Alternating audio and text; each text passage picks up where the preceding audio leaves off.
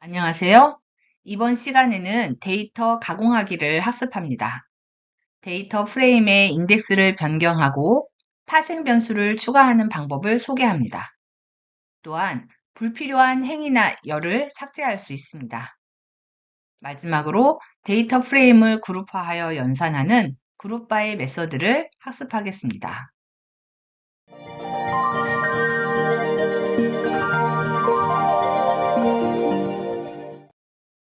인덱스 설정하기. 데이터 프레임의 어떤 특정한 열의 값으로 인덱스를 변경하고 싶을 때 사용하는 메서드입니다. 다음처럼 이름이라고 하는 컬럼의 값을 내가 인덱스로 위치시키고 싶다. 그런 경우에 setIndex 이름이라고 실행시키면 데이터 프레임의 이름이라고 하는 컬럼이 인덱스 자리로 위치하게 됩니다. 그리고 이름 컬럼은 사라지게 됩니다. 만약 인덱스로 설정하는 컬럼을 그곳에 그대로 남겨두고 싶다면 드랍 이 속성을 false로 설정해 주시면 됩니다. 또한 인덱스 변경한 결과를 원본에 덮어쓰기를 하고 싶다면 inplace true라고 하는 속성을 추가하시면 됩니다. inplace라고 하는 매개 변수에 대해서 정리를 하도록 하겠습니다. inplace는 함수 수행한 결과를 원본을 덮어쓰기 해라 라는 속성을 가지는 매개 변수입니다. 보통은 false가 기본값입니다. 즉, 함수를 수행한 결과를 우리가 실행 결과를 보여주기만 하고 원본에 덮어쓰기는 하지 않는 거죠. 그게 기본이에요. 왜냐하면 판다스에서는 원본을 훼손하는 거에 대해서 좀 더 신중해라, 엄격해라 이걸 기조로 삼고 있기 때문에 그렇습니다.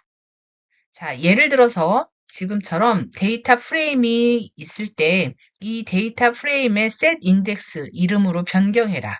그러면서 inplace true라고 기록하면 데이터 프레임 자체 원본이 변경이 됩니다. 하지만 데이터 프레임 set index 이름 실행을 하고 그렇게 되면 함수에 수행한 결과가 원래는 이렇게 우리한테 보이죠. 이 눈에 보이는 결과를 어떻게 저장해라입니다. 이렇게 수행을 하게 되면 데이터 프레임 자체는 변경되지 않고 변경된 함수를 실행한 결과가 데이터 프레임 2로 새롭게 만들어지면서 또 다른 데이터 프레임이 생성됩니다. 어떻게 동작하는 것이 바람직하다고? 요게 바람직합니다.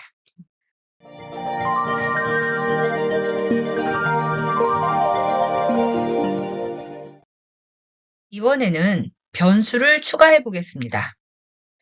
하나의 컬럼을 추가하는 과정입니다. 예를 들어 데이터 프레임 학교 지금 JVNU라고 되어 있습니다. 지금 데이터 프레임 같은 경우에 학교라는 컬럼이 있어요, 없어요? 없죠. 자, 컬럼이 없는데 이거에다가 이 값을 집어넣어라 이렇게 됐어요. 자, 컬럼의 이름이 데이터 프레임에 없으면 어떻게 해요? 만들어준다는 거죠.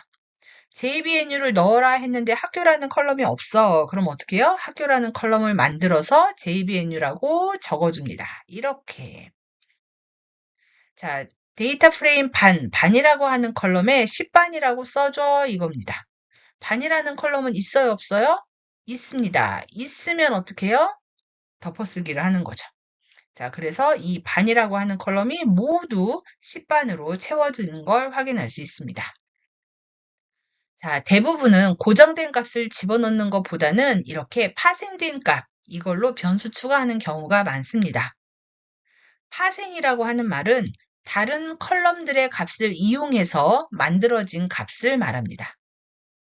예를 들어 지금 현재 데이터 프레임에서 국어 점수, 영어 점수, 수학 점수가 있습니다. 이 세 개의 컬럼 값들을 모두 합해서 총점이라고 하는 컬럼을 만들어주는 거죠. 총점이라는 변수를 파생시키는 겁니다. 또한 총점이라는 변수가 만들어졌다면 이것을 3으로 나눈 값으로 평균을 만들어낼 수도 있습니다. 이 두 개의 코드는 각각 총점이라는 파생 변수 그리고 평균이라는 파생 변수를 만드는 코드입니다. 지금 소수점이 이렇게 너무 길어서 불편하다. 자, 그런 경우라면 이렇게 계산한 결과를 라운드 2, 둘째 자리까지라고 해서 표현할 수도 있습니다. 파생 변수를 추가하는 방법이 있을 텐데 이렇게 여러 개의 파생 변수를 한꺼번에 추가할 수도 있습니다. 여러 개의 파생 변수를 한꺼번에 추가하는 메서드로 assign이라고 하는 메서드가 있습니다. 자, 이 경우에 assign 안에 기술을 할 때 파생 변수 이름은 이런 따옴표를 배제하고 이름으로만 기록을 합니다. 자, 총점이라고 하는 변수를 추가해줘. 평균이라는 변수를 추가해줘. 학교라는 변수를 추가해줘. 라고 기술이 되는 거죠. 자, 그랬을 때 평균이라고 하는 변수를 파생시킬 때 이 왼쪽에 있는 것처럼 총점이라는 변수를 이용하시면 안 됩니다. 왜? 아직 총점을 만들지 않았기 때문에 그렇습니다. 자, 여하튼 각각을 만들 수도 있고 한꺼번에 만들고 싶을 때는 assign을 이용한다. 자, 이번에는 파생 변수인데 조건에 따라서 그 값이 결정되는 경우를 살펴보겠습니다. 자, 이 경우에는 np, numpy가 제공하는 where라는 메서드를 사용합니다.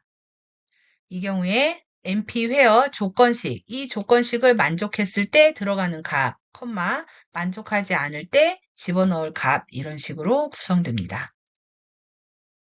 자, 예를 들어서 평균의 값이 90 이상이면 베스트, 아니면 굿을 갖도록 등급 컬럼을 추가해보자 그랬습니다. 자, 등급 컬럼을 추가해보자 그랬으니까 구문은 이렇게 되죠. 자, 여기에 값을 집어넣어야 됩니다. 자, 그 값을 어떻게? 이 조건식에 따라서 값이 달라지는 거예요. 자, 이 조건식을 만족하면 베스트라고 값을 집어넣는 거고, 이 조건식을 만족하지 않으면 굿이라고 집어넣는 거죠.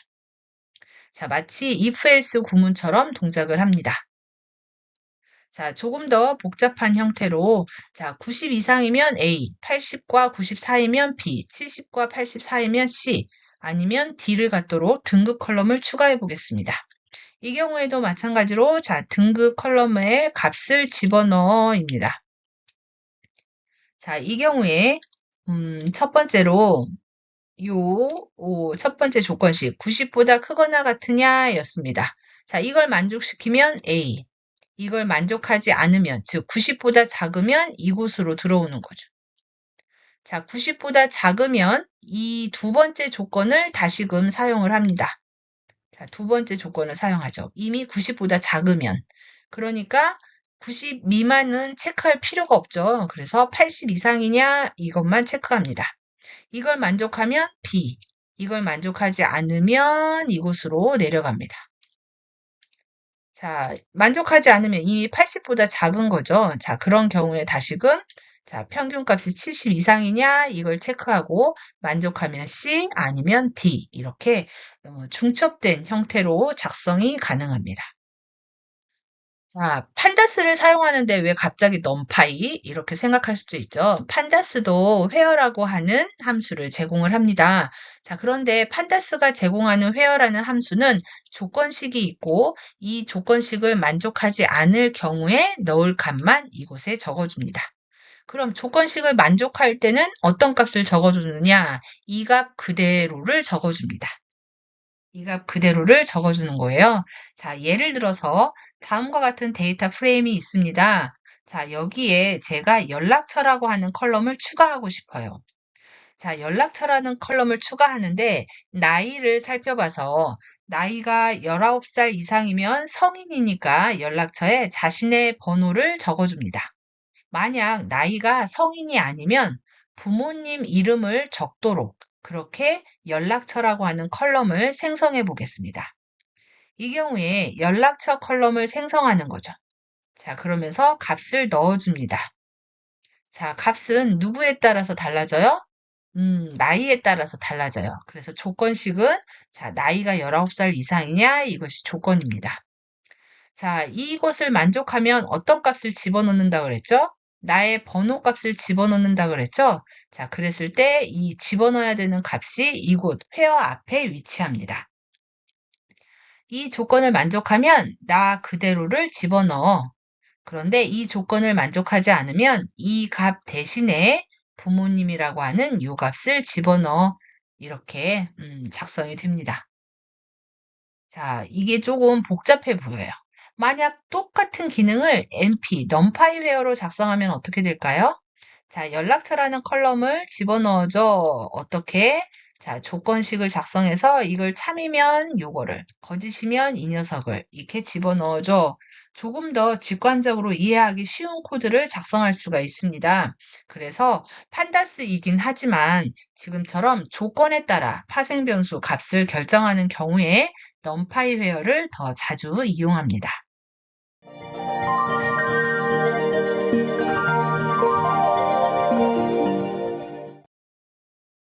자, 이제는 행과 열을 삭제해 보도록 하겠습니다. 데이터 프레임이 있을 때 이곳에서 불필요한 또는 삭제하고 싶은 행과 열을 삭제할 수가 있습니다. 자, 먼저 행을 삭제하기 위해서 드랍이라고 하는 메서드를 사용할 수 있습니다. 데이터 프레임의 드랍, 그리고 삭제할 행의 인덱스 이름을 나열하시면 됩니다. 만약 인덱스 이름이 2번인 행을 삭제하고 싶다면 인덱스 이름에 대해서 내가 명시를 하는 거죠. 자, 그런 경우에 드랍 인덱스 이름을 이곳에 기록을 해줍니다. 자, 지금과 같은 데이터 프레임이 있을 때 이름으로 이렇게 기록을 해주는 거죠. 자, 그러면 이 2번 인덱스가 제거가 됩니다. 만약 인덱스에 자동 인덱스 번호, 즉 이곳에 컴퓨터가 카운트하고 있는 0, 1, 2, 3 이런 자동 행번호를 사용하고 싶다면 이곳에 데이터 프레임 인덱스 이렇게 배열을 이용을 해서 이 자동 행번호를 이용할 수도 있습니다. 자, 만약 두 개다. 인덱스 이름이 2번인 행과 4번인 행 두 개를 내가 삭제하고 싶다면 리스트 안에 삭제하고 싶은 행의 인덱스 이름을 나열하시면 됩니다. 자, 역시 자동 행번호를 이용하고 싶은 경우에도 이곳에 이렇게 나열을 해주시면 됩니다. 자, 불필요한 행을 드랍을 이용해서 삭제를 할 때 조건을 줘서 삭제할 수도 있습니다. 나이가 19살 미만인 행을 삭제한다면 다음과 같이 나이가 19살 미만인 행에 대해서 인덱스 번호를 추출해서 드랍을 해야 되는 거죠. 하지만 이 경우에는 단순하게 조건식 인덱싱을 이용하면 바로 삭제가 됩니다. 19살 미만인 행을 삭제해라. 그 말은 바꿔 말하면 19살 이상인 것만 남겨라 하는 뜻이 되겠죠. 19살 이상만 추출해 이런 뜻이 됩니다. 그래서 지금 이 경우에는 이것이 조금 더 간단한 사용 방법이 되겠습니다. 자, 행을 삭제하지 않고 이번에는 컬럼을 삭제하는 경우를 살펴보겠습니다. 컬럼을 삭제할 때는 드랍이라는 메서드를 이용하는데 자, 기본은 행을 삭제하는 거기 때문에 컬럼이다라는 말로 기준 축을 지정해 줘야 됩니다. 엑시스는 1. 이렇게 하면 컬럼에 대해서 동작을 합니다. 자, 데이터 프레임 드랍 그래 놓고 컬럼 이름을 써주는 거죠. 이곳에 엑시스가 1이기 때문에 여기에 있는 이름을 컬럼으로 우리가 인지를 합니다. 자, 드랍, 성별과 장래 희망. 자, 컬럼이죠. 성별과 장래 희망 두 개의 컬럼을 제거해줘 입니다. 그러면 지금처럼 데이터 프레임에서 성별과 장래 희망 두 개의 컬럼을 제거한 나머지만 남겨지게 됩니다. 자, 이 부분에서 축이 만약 헷갈린다면 그냥 컬럼즈라고 해서 컬럼을 나열을 하시면 됩니다. 물론 인덱스에서는 인덱스하고 나열하시면 되겠죠.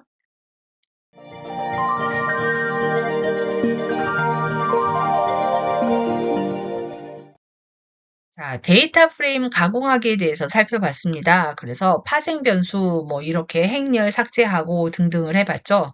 자, 데이터 프레임이 포함하고 있는 이런 데이터 값, 이 값들을 이용을 해서 여러 가지 함수들을 이용을 해서 이 값을, 데이터를 계산을 할 수가 있습니다.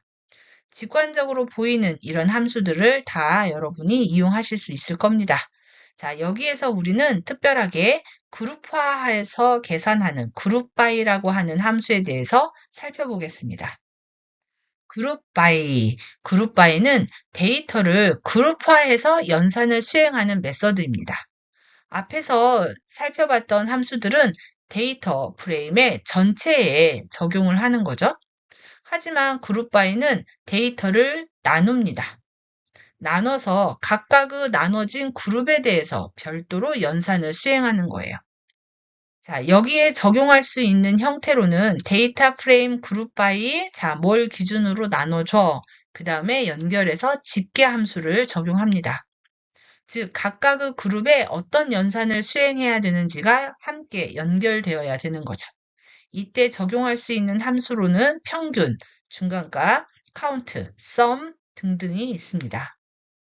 자, 개념적으로 그룹 바이를 한번 설명해 드리도록 하겠습니다. 자, 수행하기 위해서 GitHub에 01.csv 파일로 데이터 프레임을 생성을 해보세요. 자, 이 녀석을 놓고 우리가 하고 싶은 일은 남학생과 여학생의 수학 점수 평균을 구하고 싶습니다. 자, 그러면 수학 점수 평균을 그냥 구하면 전체 학생의 평균이죠. 그런데 남학생의 평균과 여학생의 평균을 구하고 싶어요. 자, 이 경우에 여러 가지 방법이 있겠으나 그룹 바이를 이용을 한다면 어떻게 하느냐? 자, 이 전체 데이터 프레임을 먼저 성별 남이냐 여이냐 성별을 기준으로 나누게 됩니다.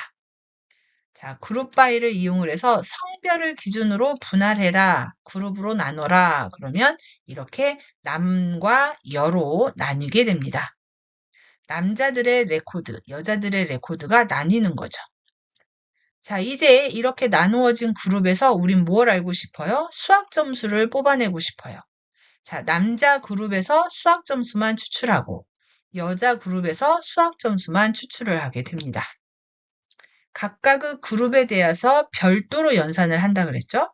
자, 수학 점수를 뽑아내고 이것에 대해서 어떻게 평균을 구하게 됩니다.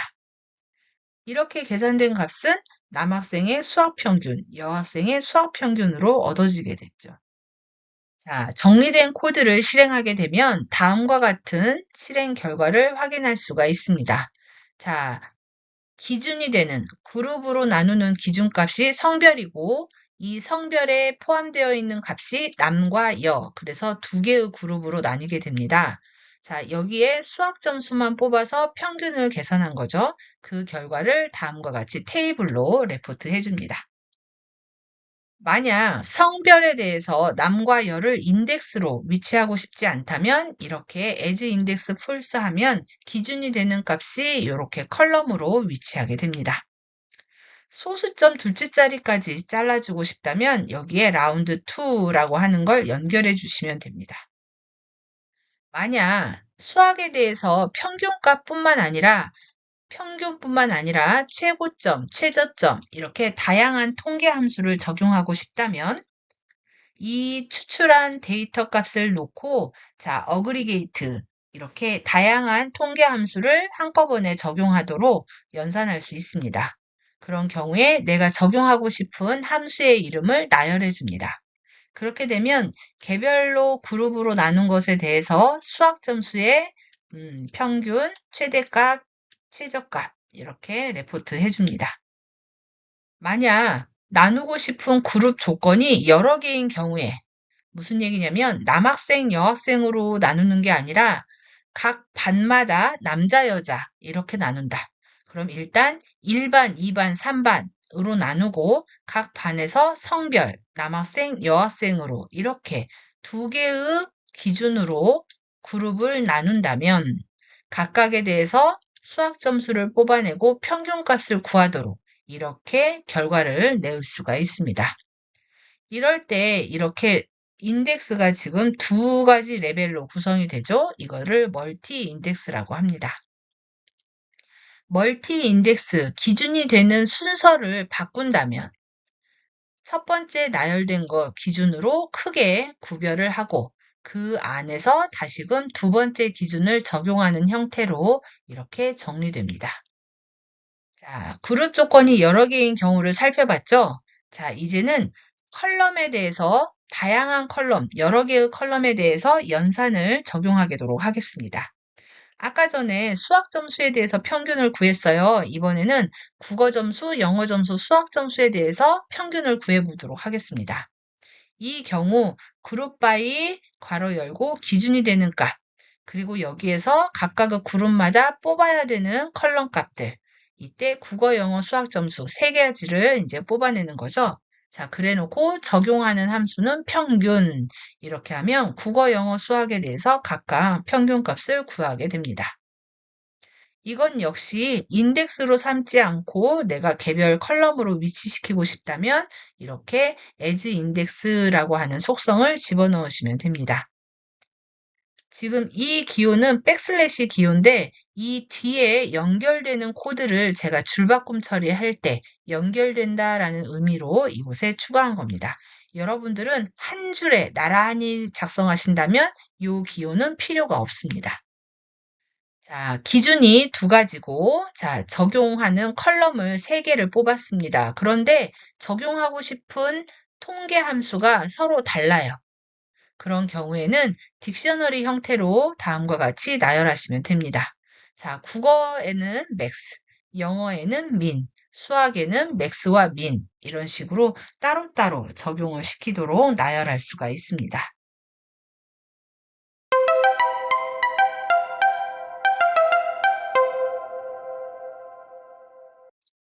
자, 이번 시간에는 우리 데이터 가공하기에 대해서 살펴봤습니다. 이미 만들어진 데이터 프레임의 인덱스를 다른 컬럼의 값을 이용을 해서 설정할 수가 있습니다.